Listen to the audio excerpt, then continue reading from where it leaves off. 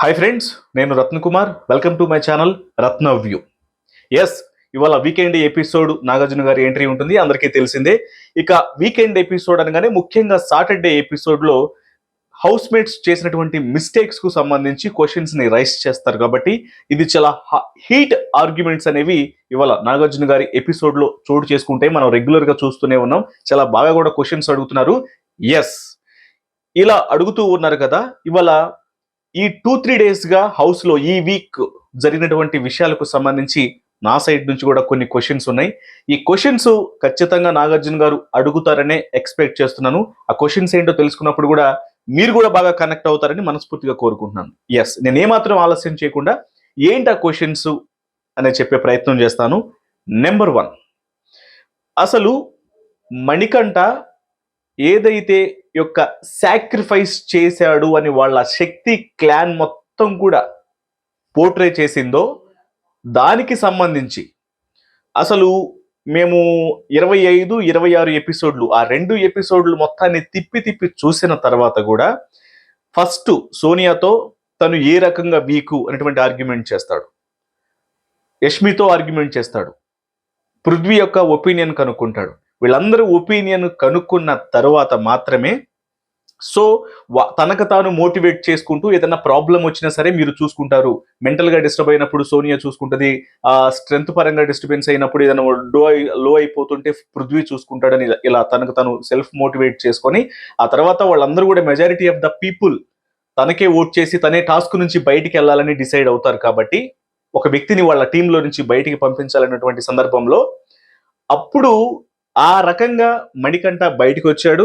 కానీ వాళ్ళ టీం మాత్రం అక్కడ ప్రేరణ వాళ్ళ నబిల్ని టాస్క్ నుంచి బయటికి పంపించినటువంటి సందర్భంలో తను అడుగుతుంది, మణికంఠను ఏ రీజన్ తో బయటికి పంపించారనే విషయం చెప్పినప్పుడు మాత్రం సెల్ఫ్ సాక్రిఫైస్ చేశాడు అనే పాయింట్ ని రైస్ చేయటం, దాని మీద మణికంఠని చాలా ఇబ్బంది పెట్టి వేధించి సతాయించడం ఇదంతా జరుగుతుంది. ఎస్, దీనికి సంబంధించి మాత్రం అసలు వాళ్ళు చేసినటువంటి తప్పుని ఖచ్చితంగా ఇవాళ ఎత్తి చూపించాలి. సెల్ఫ్ సాక్రిఫైసా లేకపోతే తను వాళ్ళకి సరెండర్ అయ్యి వాళ్ళు అంటే ఎటువంటి పరిస్థితుల్లో తను ఆ గేమ్ నుంచి ఆ టాస్క్ నుంచి బయటికి వెళ్ళటానికి ఒప్పుకున్నాడు అనే పాయింట్స్ ని మాత్రం ఇవాళ ఖచ్చితంగా మెన్షన్ చేసి ఉన్న వాస్తవం ఏంటనేది బయట పెట్టాలి.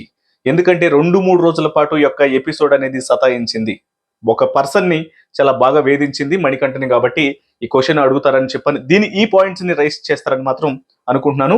ఇక నెక్స్ట్, ఎప్పుడైతే వైల్డ్ కార్డ్ ఎంట్రీస్ 12ని తీసుకొచ్చినప్పుడు నిఖిల్ అంటాడు, సరే ఇప్పుడంటే మనం క్లాన్ టు క్లాన్ ఫైట్ చేస్తున్నాం, ఇప్పుడు వైల్డ్ కార్డ్ ఎంట్రీస్ ని ఆపాల్సి వస్తుంది కాబట్టి ఎవరం గెలిచినా సరే వైల్డ్ కార్డ్ ని ఆపే ప్రయత్నం చేయాలి, మనము వైల్డ్ కార్డ్స్ ని ఆపాలి, మనం క్లాన్ ఎలా అయితే పోటీ పడతామో ఇప్పటి వరకు పోటీ పడ్డామో ఎవరం గెలిచినా సరే నెక్స్ట్ వచ్చేటువంటి వైల్డ్ కార్డుని ఆపడం కోసం పోటీ పడాలి అని చెప్పిన నిఖిల్ ఎప్పుడైతే వాళ్ళ టీం అంటే ఆపోజిట్ కాంతారా టీం ఓడిపోతుందో అందులో స్ట్రాంగ్ కంటెస్టెంట్ అయినటువంటి నబీల్ ను తీసి టాస్క్ లో నుంచి పక్కన పెట్టేస్తాడు. వాళ్ళకు ఛాన్స్ వచ్చినప్పుడు ఎవరు పక్కకి వెళ్ళిపోవాలి గేమ్ నుంచి, not fit for the survival అనేటువంటి విషయాన్ని మెన్షన్ చేస్తూ చెప్పినటువంటి పరిస్థితుల్లోనే నబీల్ని తీసి పక్కన పెడతారు. అప్పుడు తను చెప్పినటువంటి రీజన్ ఏంటి అంటే ఎందుకు ఇలా చేశాడు, అప్పటి వరకు క్లాన్ టు క్లాన్ కాదు వైల్డ్ కార్డ్ ని ఆపటం కోసం అని చెప్పిన నిఖిల్ తీరా దాని గురించి సీత అడిగినప్పుడు తను చెప్పిన పాయింట్ ఏంటంటే, మణికంఠ నా టీంలో 4 ఉన్నారు, 4లో కూడా మణికంఠ తనకు తాను సెల్ఫ్ సాక్రిఫైస్ చేసుకొని బయటికి వెళ్ళిపోయాడు కాబట్టి 3 ఉంటాడు, కాబట్టి నా టీంను కూడా కాపాడుకోవాలని వెంటనే ప్లేట్ ఫిరాయిస్తాడు.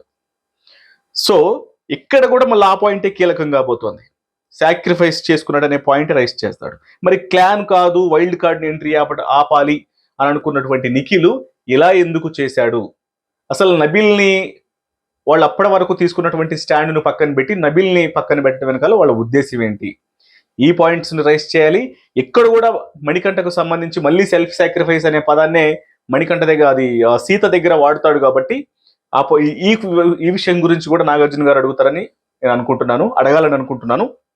ఇక నెక్స్ట్ మనం లాస్ట్ వీక్ చూసాం యష్మిని మణికంఠ ఇలా పట్టుకున్నాడని, సారీ సారీ అని కొంచెం టచ్ చేశాడు, పట్టుకున్నాడనే దాని మీద కన్ఫెషన్ రూమ్ లోకి పిలిపించి ఆ వీడియోలు వేసి అమ్మాయి ఇబ్బంది పడుతుంది అని రకరకాలుగా చూపించారు కాబట్టి ఆమె బాధపడింది, అది కూడా పక్క వాళ్ళకి వెళ్ళి చెప్పుకుంది.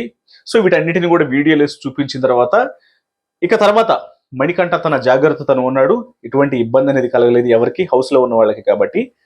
కానీ ఈ వీక్ జరిగినటువంటి ఒక ఇన్సిడెంట్, మణికంఠ సింగిల్ గా కూర్చున్నప్పుడు హౌస్ లో ఎంతమంది అబ్బాయిలు ఉన్నారు, ఎంతమంది అమ్మాయిలు ఉన్నారు అన్నటువంటి విషయాన్ని క్యాల్కులేట్ చేస్తున్నటువంటి సందర్భంలో అక్కడ నలుగురు ఉన్నారా, నలుగురు ఉన్నారు అని 4 పేర్లు చెప్పి లేదు లేదు 5గురు ఉన్నారు, మణికంఠ ఉన్నాడు అనే విషయాన్ని మెన్షన్ చేస్తున్నప్పుడు యష్మి అంటది వాడిని తీసి పక్కన పెట్టండి అబ్బాయిల లిస్ట్ లో అని. సో ఆ మాట ఎవరు అన్నారు అన్నప్పుడు మాత్రం మళ్ళీ బయటకు రాదు, దాక్కుంటది. దాని మీద చాలా హట్ అవుతాడు మణికంఠ. ఎవరన్నా సరే ఇది కరెక్ట్ కాదు ఇలా మెన్షన్ చేయటం అనేది, ఒకవేళ మీరు ఇలాగే మాట్లాడాలనుకుంటే మాత్రం ఇట్స్ నాట్ రైట్, అది ఎవరైనా సరే అది చాలా ఇబ్బందికరమైనటువంటి మాటలు అవి, దయచేసి ఎవరు ఇలా అనొద్దు అనే విషయం అంటంతో పాటు అసలు ఈ మాట ఎవరన్నారు అని అంటే నిఖిల్ కానీ విష్ణుప్రియ కానీ వీళ్ళంతటి వాళ్ళు వచ్చి మేము అనలేదు అని చెప్తారు, కానీ యష్మి పేరు చెప్పరు, యష్మి ఇలా అన్నది అని. కానీ యష్మి అసలు అన్న మనిషి కూడా దాక్కొని సైలెంట్గా నేను అన్నాననే విషయం తన దాకా వెళ్ళలేదు కాబట్టి ఓకే నేను సేఫ్ అనుకుని దాక్కొని ఉంటుంది. కానీ అనకూడని మాట అనేసింది కాబట్టి మరి ఇలా ఎందుకు అన్నది, అంత అంత అఫెండివ్గా బిహేవ్ చేసినటువంటి వ్యక్తి ఒక పర్సన్ని జెండర్కి సంబంధించినటువంటి డిస్టర్బెన్సెస్ వచ్చేలాగా ఎందుకు మాట్లాడింది, వీటి మీద కూడా ఖచ్చితంగా పాయింట్స్ రైస్ చేయాల్సినటువంటి అవసరం అయితే ఉందనిపించింది నాగార్జున గారు. ఎందుకంటే లాస్ట్ వీక్ అంతా లైట్ తీసుకుంటే లైటే, కానీ లాస్ట్ వీక్ మణికంఠకు అంత ప్రాబ్లమేటిక్ గా క్రియేట్ చేశారు కాబట్టి వచ్చి ఇట్లా పట్టుకొని ఇట్లా చేశాడు అని, సారీ అని చెప్పాడని. సో ఈ పాయింట్ ఒకటి ఉంది. నెక్స్ట్ ఇక ఈ వీక్ పెర్ఫార్మెన్స్ లో ఖచ్చితంగా నబీల్ యొక్క పెర్ఫార్మెన్స్ అనేది చాలా అద్భుతంగా ఉంది. ఎప్పుడు తప్పు చేసిన వాళ్ళని తిట్టడంతో పాటు ఒక్కసారిగా ఈ వీక్ ఉన్నట్టుండి అసలు టైటిల్ రోస్లోకి వచ్చేసాడు అనుకుంటున్నటువంటి వ్యక్తి నబీల్. టాస్కుల పరంగా కావచ్చు, బిహేవియర్ పరంగా కావచ్చు, నామినేషన్స్లో ఆర్గ్యుమెంట్ పరంగా కావచ్చు, సో ప్రతి దాంట్లోనూ టాప్ రేస్లోనే కంటిన్యూ వచ్చాడు కాబట్టి ఈ విషయాలను మెన్షన్ చేసి తనకు కొంచెం బూస్ట్ ఇవ్వాల్సినటువంటి అవసరం ఉంది.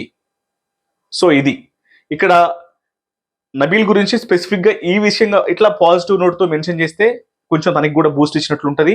ఇంకొకటి, ఇవన్నీ నేను చెప్పినట్టు పాయింట్లన్నీ రైస్ చేయడం వల్ల మణికంఠ కూడా ఎస్ ఐఎమ్ డూయింగ్ రైట్, నాకు ఇబ్బంది అయింది, నాకు తప్పు జరిగింది, నిజంగానే నాకు తప్పు జరిగింది, నా ఇబ్బంది గుర్తించబడిందని ఒక ఫీలింగ్ మణికంఠకు కూడా ఉంటుంది.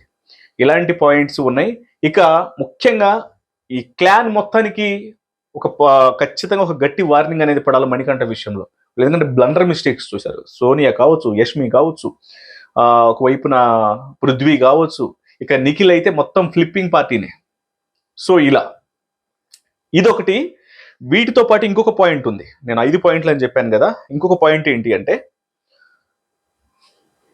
మణికంఠ శక్తి క్లాన్లో మెంబరే, సోనియా శక్తి క్లాన్లో మెంబరే, మరి ఇద్దరు నిఖిల్ టీమే అయినప్పుడు అక్కడ గోల్డెన్ బ్యాండ్ వచ్చినప్పుడు ఏదైతే గోల్డెన్ బ్యాండ్కి సంబంధించి ఒక అంశం వస్తుందో దాన్ని పెట్టుకున్న వాళ్ళకు ఒక పవర్ ఉంటుంది, క్లాన్ చేంజ్ అయ్యేటువంటి అవకాశం ఉంటుందని చెప్పినప్పుడు మణికంఠను సోనియా ఒక దగ్గర కూర్చొని ఉంటారు. ఒక దగ్గర కూర్చొని ఉన్నప్పుడు నిఖిల్ వచ్చి అంటాడు, ఎరా ఏంటి నువ్వు చేంజ్ అవ్వవు, నువ్వు చేంజ్ అయితే మాత్రం నీ తోలు తీస్తా, నువ్వు నా రైట్ హ్యాండ్ అని డైరెక్ట్గా తన తోక పట్టుకొని తిరుగుతున్నాడు. ఇక తనే తనకు సర్వస్వం, ఇంకా తన టీం మొత్తాన్ని తనే నడిపిస్తుంది సోనియా అనేలాగా అప్పటికే జనం అందరూ అనుకుంటున్నప్పటికీ కూడా, మనం అందరం అనుకుంటున్నప్పటికీ కూడా ఆ విషయాన్ని మళ్ళీ మెన్షన్ చేస్తాడు తన నోట్లో నుంచి తనే. కానీ అదే టైంలో అక్కడ వాళ్ళిద్దరు బాగానే నవ్వుకుంటారు, పక్కనే మణికంఠ ఉంటాడు. కానీ మణికంఠతో మాత్రం నువ్వు పోవాలనుకుంటే పోవచ్చు, నీ ఇష్టం, ఓకే ఫైన్, వెళ్ళిపోతే వెళ్ళిపోవచ్చు, దాన్ని ఏముంది, తప్పలేదు, ప్రాబ్లం లేదు, చాలా సింపుల్గా లైట్ తీసుకున్నట్టు మాట్లాడతాడు. మరి ఇదే నిఖిల్ ఏం మాట్లాడతాడో తెలుసా, అందుకంటే ముందు సెల్ఫ్ సాక్రిఫైస్ అంటే తను టాస్క్లో నుంచి పక్కకు తప్పించినప్పుడు మాట్లాడుతూ రేపటి రోజున ఏదన్నా నిన్ను సేవ్ చేసే అవకాశం కనుక నా దాకా వస్తే నేను ఖచ్చితంగా ఛాన్స్ వచ్చిన ప్రతిసారి ఏదో ఒక సందర్భంలో నాకు ఛాన్స్ వస్తే మాత్రం ఖచ్చితంగా నిన్ను సేవ్ చేస్తానురా అనే హామీ ఇచ్చిన వ్యక్తి ఇవాళ తనకైతేనే నువ్వు టాస్క్లో నుంచి పోయినా పర్వాలేదు అని ఎలా అంటాడు అసలు? No problem, choice is yours, పోతే పో. సో ఈ డబుల్ ఫేస్ని మొత్తాన్ని, నిఖిల్లో ఉన్నటువంటి ఈ డబుల్ ఫేస్ని వాళ్ళ నాగార్జున గారు బయట పెడతారు అని మాత్రం అనుకుంటున్నాను. వాళ్ళ క్లాన్కి సంబంధించినటువంటి బిహేవియర్ కానీ, మణికంఠలో జరిగినటువంటి విషయాలు కావచ్చు, నబీల్ అద్భుతమైనటువంటి పెర్ఫార్మెన్స్, ఇవి చాలా కీ రోల్లో ఉన్నాయి ఈ వీక్లో. వీటన్నిటి మీద పాయింట్స్ రైజ్ అవుతాయి. ఏదో ఒక పాయింట్, అంటే నేను మొత్తం 4-5 పాయింట్లు అనుకున్నాను. సో ఈ పాయింట్లలో ఖచ్చితంగా ఒక కీ నోట్ అయితే ఉంటుంది, వీటి మీద మెన్షన్ చేస్తారని మనస్ఫూర్తిగా కోరుకుంటున్నాను. సో మీకేమనిపిస్తుంది? ఈ పాయింట్స్ నిజంగానే అడగాలనిపిస్తుందా? నేను రైస్ చేసినటువంటి పాయింట్ల మీద మీ యొక్క అభిప్రాయం ఏంటనేది ఖచ్చితంగా కామెంట్స్ రూపంలో తెలియజేయండి. వీడియో నచ్చితే లైక్ చేయండి, షేర్ చేయండి, ఛానల్ని సబ్స్క్రైబ్ చేసుకుంటే మాత్రం మర్చిపోకండి. Thank you so much.